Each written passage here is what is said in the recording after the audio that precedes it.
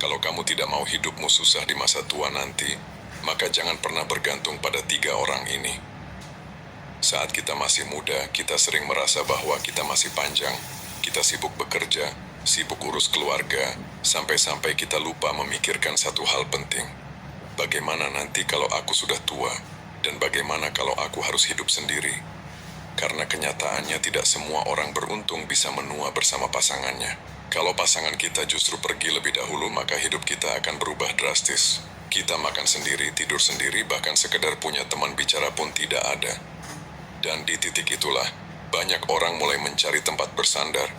Dan di titik itulah kita baru menyadari bahwa ada tiga orang yang seharusnya tidak kita jadikan sandaran di masa tua kita nanti. Siapa aja itu? Yang pertama, anak. Banyak orang tua berpikir aku membesarkan anakku supaya nanti dia merawat aku. Tapi kenyataannya tidak sesederhana itu. Anak zaman sekarang hidupnya berat. Kerja dari pagi sampai malam, biaya kehidupan mereka tinggi. Belum lagi cicilan, belum lagi tanggung jawabnya pada pasangan dan anak.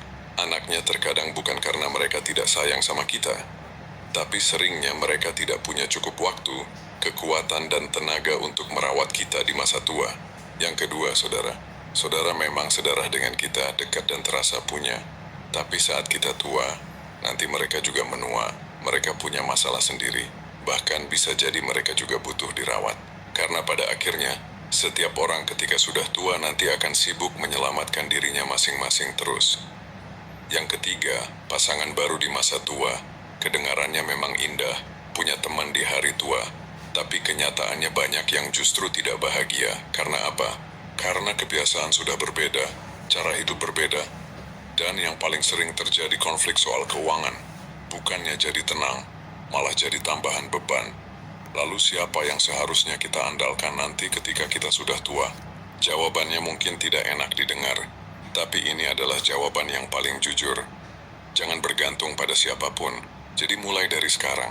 Selagi masih ada waktu, selagi masih ada kekuatan dan tenaga, siapkan tabungan di hari tua, jaga kesehatan, dan yang paling penting, bangun kehidupan sosial, punya teman, punya komunitas, punya aktivitas.